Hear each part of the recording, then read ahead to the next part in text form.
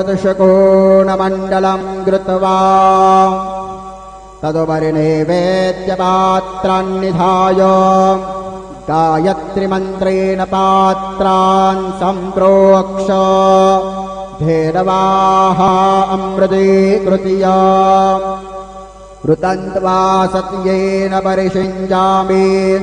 ॐ प्राणाय स्वाहा ॐ अपानाय स्वाहा ॐ व्यानाय स्वाहा ॐ उदानाय स्वाहा ॐ समानाय स्वाहा ॐ ब्रह्मणे नमः।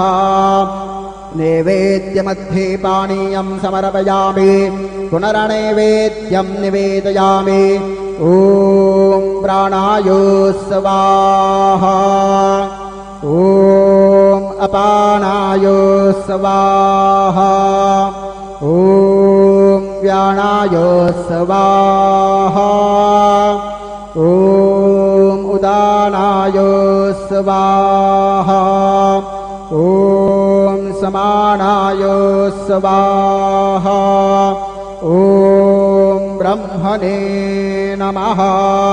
नैवेद्यं समर्पयामि हस्तप्रक्षालनं समर्पयामि मुखप्रक्षालनं समर्पयामि।